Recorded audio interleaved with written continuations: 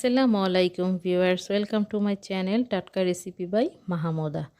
আজকে আপনাদের ফুলের শুভেচ্ছা জানাচ্ছি। আমার ছাদে লাগানো ফুল গাছ, আশা করছি আপনাদের ভালো লাগবে।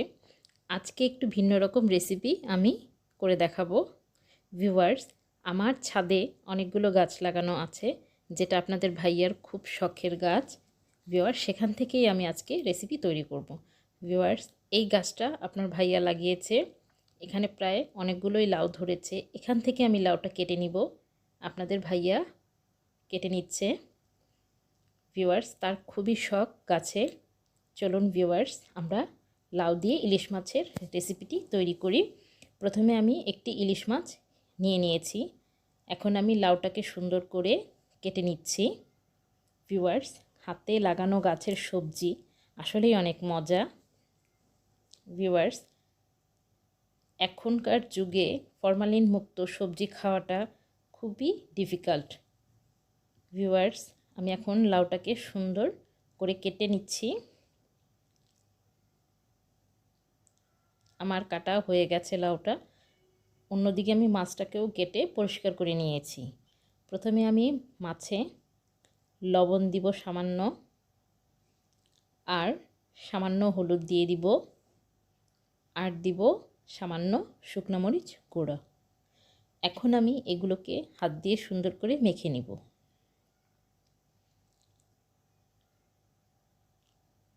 ভিউয়ার্স। মাছগুলো মাখা হয়ে গেছে। অন্যদিকে আমি চুলায় একটি ফ্রাই প্যান বসিয়ে দিয়েছি, অনেকটাই গরম হয়ে এসেছে।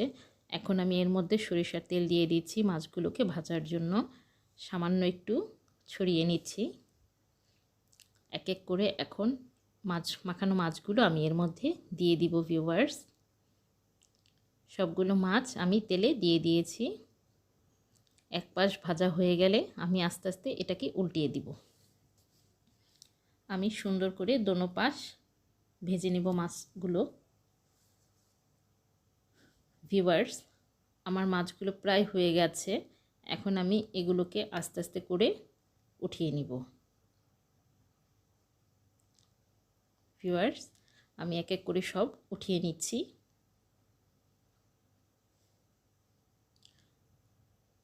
ভিউয়ার্স, মাছগুলো উঠানো হয়ে গেছে। এখন আমি চুলায় কড়াই দিয়ে দিলাম, আর সামান্য সরিষার তেল এর মধ্যে দিয়ে দিচ্ছি পেঁয়াজ বাটা।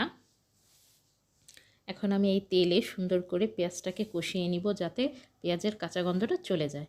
এখন দিয়ে দিচ্ছি আদা রসুন পেস্ট হাফ টেবিল চামচের মতো ভিউয়ার্স। দিয়ে দিচ্ছি হাফ চা চামচের মতো হলুদের গুঁড়া, আর হাফ চা চামচের মতো শুকনো মরিচের গুঁড়া। এখন আমি এই মশলাটাকে সুন্দর করে কষিয়ে নিব, যাতে মশলার কাঁচা গন্ধটা না থাকে ভিউয়ার্স। আস্তে আস্তে এটাকে সুন্দর করে কষিয়ে নিচ্ছি।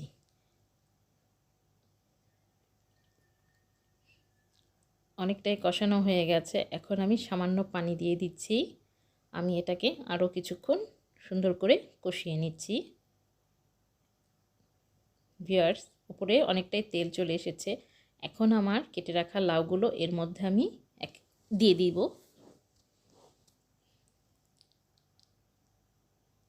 ভিউয়ার্স। সবগুলো লাউ এর মধ্যে আমি দিয়ে দিলাম।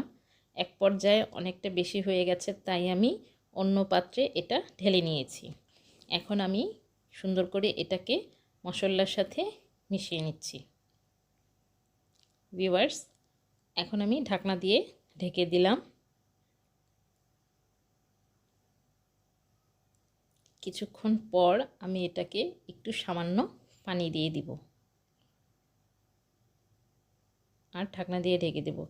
কিছুক্ষণ পরেই লাউ মধ্যে অনেকটাই পানি উঠে আসবে ভিউয়ার্স। এই পানিতেই আমি লাউটা সুন্দর করে রান্না করে নিব।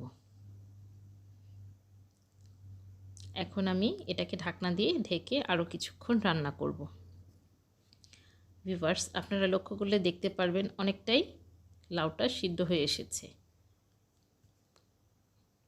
এখন আমি ভাজা মাছগুলো এক এক করে লাউর মধ্যে দিয়ে দিচ্ছি। এখন সামান্য একটু নেড়ে দিব ভিউয়ার্স, ঢাকনা দিয়ে আরও কিছুক্ষণ রান্না করব, এতে সম্পূর্ণটাই সিদ্ধ হয়ে যাবে। ভিউয়ার্স, এখন আমি একটু নেড়ে এর মধ্যে কুচনো ধনিয়া পাতা ছড়িয়ে দিচ্ছি।